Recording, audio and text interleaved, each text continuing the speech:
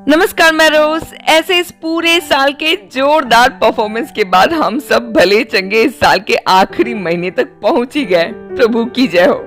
दिसंबर महीना मतलब क्रिसमस का टाइम। बचपन से लेकर अब तक हमने क्रिसमस की स्टोरी को न जाने कितने बार कहा और सुना होगा। क्रिसमस के बारे में सोचते ही हमारे दिमाग में आने वाला पहला पिक्चर है चरनी में रखा एक बेबी जीसस, जिसके सामने मेरी, जोसेफ और 3 राजा लोग घुटने टेक रहे हैं और एंजल उड़ रहे हैं और कुछ चरवाहे भी वहां हैं।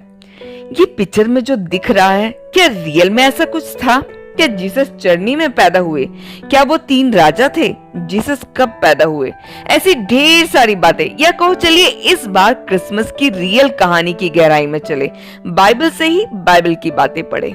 आज से हम लोग साथ में लूका के सुसमाचार का अध्याय 1 और 2 के उस भाग को word to word, part by part पढ़ेंगे जो जीसस के बर्थ से जुड़ा हुआ है। शुरू करने से पहले मेरी आप लोगों से रिक्वेस्ट है कि अपना अपना बाइबल खोले और मेरे साथ आप लोग भी पढ़ें। ये वीडियो मेरे नॉर्मल वीडियो से थोड़ा लंबा है, मगर इसके एंड तक आप लोग मेरे साथ जरूर बने रहिएगा, क्योंकि हो सकता है कि आज आप कुछ नई बातें सीख जाएं जिसके बारे में आपको अब तक कोई अनुमान ही ना हो। चलिए फिर आइए साथ में बाइबल की गहराइयों में चलते हैं।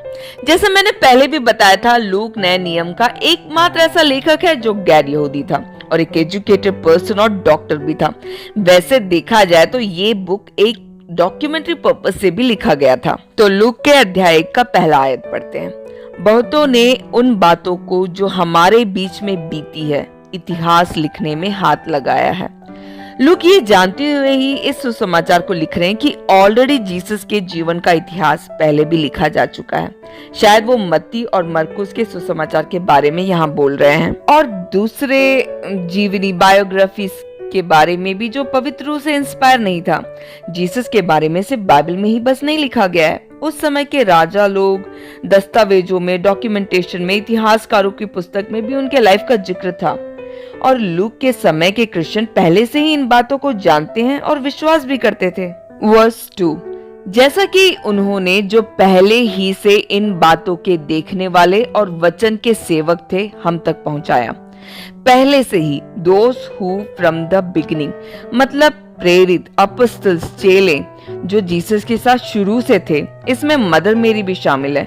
माना जाता है कि लूक ने खुद मरियम के मुंह से कई बातें जानी। वर्स 3 और 4, इसलिए हे श्रीमान थियोफिलस, मुझे भी यह उचित मालूम हुआ कि उन सब बातों का संपूर्ण हाल आरंभ से ठीक ठीक जांच करके उन्हें तेरे लिए क्रमानुसार लिखूं, कि तू यह जान ले कि वे बातें जिनकी तूने शिक्षा पाई है कैसी अटल है। लूका ये पत्र थियोफिलस नाम के एक व्यक्ति को लिख रहे हैं। वैसे ये लेटर सिर्फ थियोफिलस को नहीं बल्कि बहुत सारे लोगों को माइंड में रखकर लिखा जा रहा है। हे अति मान्यवर, श्रीमान, मोस्ट एक्सीलेंट जैसे अति संबोधन से थियोफिलस को संबोधित करने की वजह से ही ये माना जाता है कि थियोफिलस एक रोमन सरकारी अधिकारी था जिसे पहले से ही इन बातों की शिक्षा मिल चुकी है और जो ऑलरेडी एक बिलीवर है। लूका का इस लेटर को लिखने का मकसद वो बताते हैं कि वो हर घटना को पूरी तरह जांच पड़ताल कर एक क्रम में लिख रहे हैं। चारों सुसमाचार में आप लूका के द्वारा लिखे गए सुसमाचार को बड़े ही क्रम में लिखा हुआ देख पाएंगे। ये तो हुआ इस पत्र का इंट्रोडक्शन के बाद लूका हमारा ध्यान सीधे यूहन्ना के जन्म की कहानी की ओर खींचते हैं। मसीहा से पहले मसीहा के लिए राह तैयार करने वाले एक भविष्यवक्ता की ओर। 5 से 7 तक के वचन को पढ़ते हैं। यहूदिया के राजा हेरोदेस के समय अबिया के दल में जकरिया नाम का एक याजक था और उसकी पत्नी हारून के वंश की थी जिसका नाम एलिशिबा था, और वे दोनों परमेश्वर के सामने धर्मी थे और प्रभु की सारी आज्ञाओं और विधियों पर निर्दोष चलने वाले थे। उनके कोई संतान न थी क्योंकि एलिशिबा बांझ थी और वे दोनों बूढ़े थे। ये जो इवेंट है, ये जो घटना है, एक निश्चित समय में घटी है। राजा हेरोदेस के राजत्व के आखिरी दौर में Herod the great. Herod Israel का वंशज नहीं था, जेकब याकूब के भाई एसाव का वंशज था, इसलिए वो एक एदोमी था। उस समय एक याजक, एक प्रीस्ट जकरिया और उसकी पत्नी एलिशिबा दोनों बड़े धर्मी, बड़े अच्छे से लॉ मानने वाले लोग थे, मगर उनके साथ एक प्रॉब्लम था, उनके बच्चे नहीं थे। परमेश्वर के वचन को, विधियों को पालन करने वाले, मगर फिर भी एक कमी थी उनकी जिंदगी में। एलशिबा हारून वंश की थी, मतलब ये दोनों ही लेवी गोत्र के थे। अब 8 से 10 पढ़ते हैं। जब वह अपने दल की पारी पर परमेश्वर के सामने याचक का काम करता था, तो याचक की रीति के अनुसार उसके नाम पर चिट्ठी निकली कि प्रभु के मंदिर में जाकर धूप जलाए। और धूप जलाने के समय लोगों की सारी मंडली बाहर प्रार्थना कर रही थी। याचकों के रीति के हिसाब से जकरिया के नाम की चिट्ठी निकली। एक विशेष वंश के याजक ही मंदिर के अंदर सेवा कर सकते थे। उस समय याजकों की संख्या बहुत बड़ी हुई थी। कहा जाता है कि जीसस के समय करीबन 20,000 याचक थे। इस वजह से चीट डाला जाता था यह तय करने के लिए कि मंदिर में सेवा कौन करेगा। एक याचक को पूरे लाइफ में शायद एक ही बार ये मौका मिलता था। जकरिया जैसे भक्त इंसान की जिंदगी का ये मौका उनके लाइफ का एक बहुत ही महत्वपूर्ण घटना था। जीवन में एक बार मिलने वाला अवसर, once in a lifetime opportunity. ना जाने उनने कितनी सारी बातें सोच रखी होगी, कैसा होगा वो समय, वो एक्साइटेड होगा। पुराने याचक जो मंदिर में धूप जला चुके उनसे जाकर उसने पूछा होगा, उनके अनुभवों को सुना होगा। मूसा के नियम के अनुसार सोने की बनी एक वेदी पर रोज सुबह और शाम को धूप जलाया जाना चाहिए। उस समय से नए नियम के इस समय तक बहुत सारे रिचुअल्स, रिवाज ऑलरेडी प्रैक्टिस में आ चुके थे। कई चिट्ठी डाली जाती थी। सुबह के बलि में कौन याचक होगा, कौन वेदी को साफ करेगा, कौन आग तैयार करेगा, कौन जानवरों को मारेगा, ये सब बातें। और शाम के हर एक कार्य का चीट निकाला जाता था। मंदिर में धूप जलाने का काम बहुत ही प्रिविलेज्ड, विशेषाधिकृत काम समझा जाता था, जो एक याचक की जिंदगी में सिर्फ एक ही बार आता था। सुबह भोर होने से पहले बड़े ही तादाद में भक्तजन मंदिर में जमा होते। आप लोगों को मैंने पहले भी मंदिर के बारे में बताया था कि इसमें 3 भाग थे। पहला आउटर कोर्ट, बाहरी दरबार, दूसरा इनर कोर्ट, भीतरी दरबार, इसे होली प्लेस या पवित्र स्थान भी कहते हैं, और तीसरा होली ऑफ होली, अति पवित्र स्थान। सुबह का बलि धूप जलाने वाले याचक के मंदिर में कदम रखने से शुरू होता है। मंदिर के बाहरी दरबार, आउटर कोर्ट में एक बड़ा सा गोंग, मतलब घंटे की तरह का एक उपकरण रखा होता है, जिसे मैग्रेफा कहा जाता है। धूप जलाने वाला याचक इसे बजाता है। इसकी आवाज सुन लेवी लोग वहां जमा हो जाते हैं और वो गानों के साथ यहोवा की आराधना शुरू करते हैं। चीट में नाम के अनुसार धूप जलाने वाले याचक के दोनों साइड में एक एक याचक चलते हैं। ये तीनों साथ में पवित्र स्थान, भीतरी दरबार, होली प्लेस में एंट्री करते हैं। एक याचक जलते हुए कोयले को गोल्डन ऑल्टर या सुनहरी वेदी में तैयार करता है और दूसरा याचक धूप की वस्तुओं को तैयार करता है। उसके बाद ये दोनों याचक बाहर निकल जाते हैं। अब धूप जलाने वाला याचक उस पवित्र स्थान में अकेला होता है। उसके सामने 18 इंच वर्ग, मतलब 18 इंच स्क्वायर और 3 फीट ऊंचा एक धूप जलाने का एक गोल्डन ऑल्टर, सुनहरा वेदी होता है। उस सुनहरे वेदी के पीछे एक बड़ा, काफी मोटा एक पर्दा है, जिसके पीछे होली ऑफ होली, अति पवित्र स्थान, द मोस्ट होली जगह होता है, जहां महापुरोहित के अलावा कोई भी इंसान नहीं जा सकता।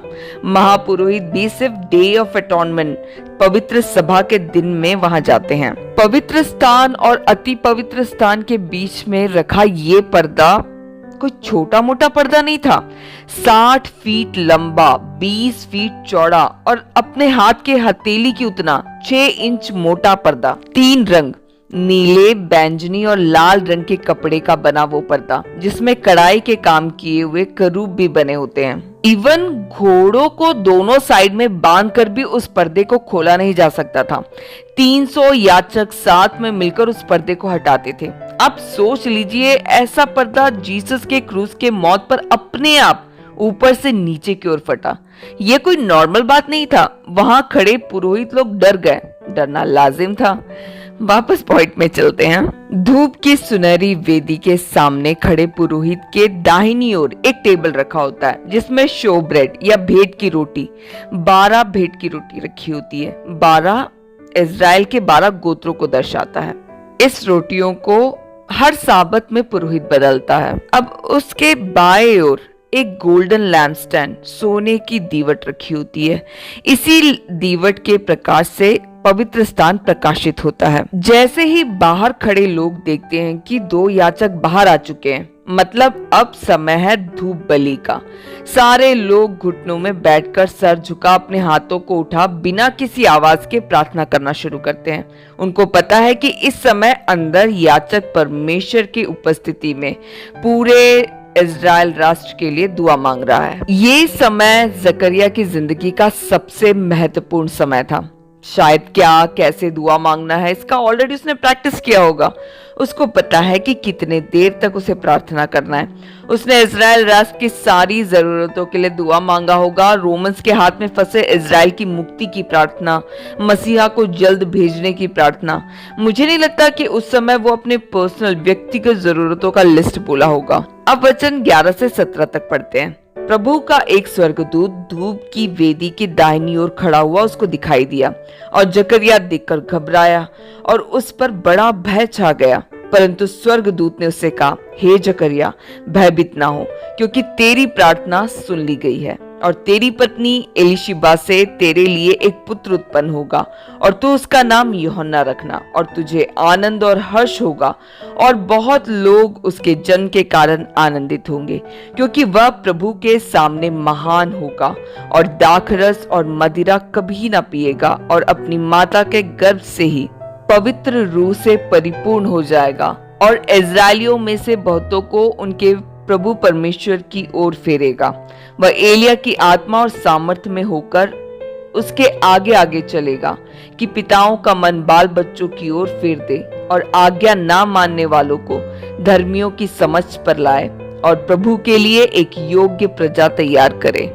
जकरिया पूरी भक्ति भावना के साथ आंखें बंद कर कर दुआ मांग रहा था होगा। जब बीच में एक बार आंखें खोला होगा तो अचानक एक स्वर्गदूत को अपने दाहिने साइड देखा होगा। वो डर गया, घबरा गया। एंजल जो जकरिया के सामने खड़ा था वो कोई मूवी और पिक्चर के जैसा कोई रोमांटिक फिगर या पंख वाला बच्चा नहीं था। ये एंजल बड़ा ही ग्लोरियस, यशस्वी, डरावना और अद्भुत जीव था। एंजल ने अपनी बातें शुरू की। जकरिया, डरो मत, तेरी प्रार्थना सुन ली गई है। मैंने क्यों ऐसा कहा कि उस समय जकरिया ने अपने पर्सनल नीड या बच्चे के लिए दुआ नहीं मांगी होगी, मैं बताती हूँ। जकरिया का रिस्पॉन्स देखिए। एलिजाबेथ और वो दोनों ही अब काफी बूढ़े हो चुके हैं। वो शायद अब एक बेटे का आस भी छोड़ चुके होंगे। कभी कभी ऐसा होता है कि हम किसी चीज के लिए बहुत टाइम से प्रार्थना कर रहे होते हैं, मगर सालों के अनसुनी दुआ के सामने हम टूट जाते हैं, गिव अप कर देते हैं। जकरिया और एलिजाबेथ भी सालों तक एक बेटे के लिए दुआ मांगे होंगे, मगर अब उन्होंने भी शायद छोड़ दिया होगा, अपना मन बना लिया होगा। बेटा नहीं तो नहीं, अब क्या कर सकते हैं, शायद प्रभु चाहता ही नहीं होगा। अब वो लोग बूढ़े हो चुके हैं। जकरिया को कोई आइडिया ही नहीं था कि परमेश्वर उसके 2 प्रार्थनाओं का उत्तर एक साथ दे रहे हैं। हम गिव अप कर लेते हैं, मगर परमेश्वर ने अभी तक जकरिया और एलिजाबेथ पर गिव अप नहीं किया। एंजल ने बच्चे का नाम यूहन्ना बताया और वो कैसा होगा ये भी बताया। वो प्रभु के सामने महान होगा। मत्ती 11 के 11 में लिखा है, यीशु ने खुद कहा कि मैं तुमसे सच कहता हूँ कि जो स्त्रियों में जन्मे हैं उनमें से यूहन्ना बपतिस्मा देने वाले से कोई बड़ा नहीं हुआ। अगला क्वालिटी, माँ के गर्भ से ही पवित्र आत्मा से परिपूर्ण। वो इजरायलियों में से बहुतों को प्रभु परमेश्वर की ओर फेरने वाला होगा। यूहन्ना का कॉल बिल्कुल स्पेशल था। मसीहा के आने से पहले इजरायलियों का दिल प्रभु की तरफ मोड़ने का काम। पिताओं का मन बाल बच्चों की ओर फेर देने वाला ये वचन मलाकी के अध्याय 4 के 5 से 6 के आयत में लिखा हुआ वही प्रॉमिस है जो एक्चुअल में एलिया के नाम से कहा गया था। पुराने नियम का आखिरी भविष्यवाणी। परमेश्वर ने पुराने नियम को जहां पर विराम किया था वहीं से कंटिन्यू किया। एलिया एक ऐसा व्यक्ति था जिसने इजरायलियों को रिपेंटेंस की तरफ ले आया, पश्चाताप की तरफ ले आया। और वचन कहता है कि एलिया की आत्मा और सामर्थ्य में होकर यूहन्ना आएगा, ठीक वैसे ही। मैं पुराने नियम का वो आखिरी वचन भी आपको पढ़कर सुनाती हूँ, मलाकी 4 का 5 से 6। देखो, यहोवा के उस बड़े और भयानक दिन के आने से पहले मैं तुम्हारे पास एलिया नबी को भेजूंगा और वह माता पिता के मन को अपने पुत्रों की ओर और पुत्रों के मन को अपने माता पिता की ओर फेरेगा। अब मैं आगे कंटिन्यू करती हूँ 18 से 20 तक का वचन। जकरिया ने स्वर्गदूत से पूछा, यह मैं कैसे जानूं, क्योंकि मैं तो बूढ़ा हूँ और मेरी पत्नी भी बूढ़ी हो गई है। स्वर्गदूत ने उसको उत्तर दिया, मैं जिब्राइल हूँ जो परमेश्वर के सामने खड़ा रहता हूँ और मैं तुझसे बातें करने और तुझे यह सुसमाचार सुनाने को भेजा गया हूँ। और देख, जिस दिन तक ये बातें पूरी ना हो ले उस दिन तक तू मौन रहेगा और बोल ना सकेगा, इसलिए कि तूने मेरी बातों की जो अपने समय पर पूरी होगी विश्वास ना किया। जकरिया का रवैया कुछ ऐसा था, धन्यवाद एंजल इस प्रॉमिस के लिए, मगर मैं और मेरी पत्नी बूढ़े हो चुके हैं। ये ध्यान में रखते हुए क्या अपनी बातों को साबित करने के लिए तुम कोई साइन दिखा सकते हो? जकरिया परमेश्वर की तरफ से उस प्रार्थना के उत्तर को एक्सेप्ट नहीं कर पा रहा था होगा जो उसने सालों पहले छोड़ दिया था। जकरिया ने परमेश्वर क्या कर सकते हैं इस बात से पहले अपने हालातों के बारे में सोचा। हमें भी ऐसा लॉजिकली सोचने का बड़ा टेंडेंसी होता है, मगर याद रखिए वो परमेश्वर है, उनके सामने अपने हालातों के एक्सक्यूजेस रखने में कोई लॉजिक है ही नहीं। एंजल ने कहा मैं जिब्राइल हूँ, गब्रिएल। जकरिया ने कहा मैं बूढ़ा हूँ। जकरिया को अपने अविश्वास की कीमत चुकानी पड़ी, मगर जकरिया का अविश्वास इस बार परमेश्वर को अपना काम करने से रोक नहीं पाया। अब वचन 21 से 23 तक पढ़ते हैं। लोग जकरिया की प्रतीक्षा करते रहे और अचंभा करने लगे कि उसे मंदिर में ऐसी देर क्यों लगी। जब वह बाहर आया तो उनसे बोल ना सका, अतः वे जान गए कि उसने मंदिर में कोई दर्शन पाया है, और वह उनसे संकेत करता रहा और गूंगा रह गया। जब उसकी सेवा के दिन पूरे हुए तो वह अपने घर चला गया। कस्टम ऐसा था कि जैसे ही याचक अपना प्रार्थना खत्म करता है वो आलय से बाहर निकलता है। जकरिया बाहर निकलने में देर करने लगा। इस वजह से बाहर खड़ा भीड़ नर्वस होने लगा कि कहीं जकरिया पर परमेश्वर का क्रोध तो नहीं आ गया, वो मर तो नहीं गया। धूप जलाने के बाद नॉर्मली याचक होली प्लेस के बाहर आता है और पहले निकले 2 याचकों के साथ दरवाजे के बाहर निकलता है। धूप जलाने वाला याचक अपने हाथों को उठाकर सारे लोगों को यहोवा के नाम से आशीर्वादित करता है और बाहर खड़े लोग परमेश्वर की जय जयकार करते हैं। मगर जब जकरिया बाहर निकला तो उसे बाहर आकर लोगों को प्रीस्टली ब्लेसिंग से ब्लेस करना था। कुछ इस तरह जैसे गिनती के अध्याय 6 के 24 से 26 में लिखा हुआ है, यहोवा तुझे आशीष दे और तेरी रक्षा करे। यहोवा तुझ पर अपने मुख का प्रकाश चमकाए और तुझ पर अनुग्रह करे। यहोवा अपना मुख तेरी ओर करे और तुझे शांति दे। मगर जकरिया तो कुछ बोल ही नहीं पा रहा था। उसने अपनी तरह से संकेत कर लोगों को समझाने की कोशिश की, मगर कौन जाने उस समय जकरिया के द्वारा किए गए संकेत को कोई समझ पाया था कि नहीं। आगे कंटिन्यू करते हैं, वचन 24 और 25। इन दिनों के बाद उसकी पत्नी एलिशिबा गर्भवती हुई और 5 महीनों तक अपने आप को यह कह के छिपाए रखा, मनुष्यों में मेरा अपमान दूर करने के लिए प्रभु ने इन दिनों में कृपा दृष्टि करके मेरे लिए ऐसा किया है। परमेश्वर के द्वारा दिया गया प्रॉमिस पूरा होने पर था एलिशिबा गर्भवती हुई। उसने 5 महीने तक अपने आप को लोगों से दूर रखा। वो ज्यादा लोगों से मिला जुला नहीं करती थी, वो परमेश्वर से प्रार्थना करने में लीन रहा करती थी। यहाँ तक तो हुआ मसीहा के लिए रास्ता तैयार करने वाले यूहन्ना को लेकर उनकी माँ एलिशिबा के गर्भवती होने की कहानी। आज हमने लूका के अध्याय 1 का 1 से 25 तक ही कवर किया है। अगले वीडियो में मरियम के गर्भवती होने की बातें ऐसे ही वर्ड टू वर्ड हम पढ़ेंगे। आप लोग अपना राय मुझे जरूर बताइएगा, ये वीडियो आपको पसंद आया कि नहीं, ये वीडियो आपको बाइबल को समझने में हेल्प कर रहा है कि नहीं, क्या वीडियो बड़ा है, वर्ड टू वर्ड नहीं शॉर्ट में एक्सप्लेन करना, जो भी आपके मन में आता है। कोई सजेशन हो तो भी आप मुझे दे सकते हैं। मेरी सिर्फ यही कोशिश रहती है कि मैं आप लोगों को बाइबल की तरफ आकर्षित करूं ताकि आप खुद उसमें से गहरी बातें समझ पाए। तो आज के लिए बस इतना ही, अगले वीडियो में मुलाकात होगी। तब तक अपना ख्याल रखें, खुश रहे, बाइबल पढ़ते रहे, मसीह में बढ़ते रहे। यीशु मसीह आप सभी को आशीषित करे। धन्यवाद।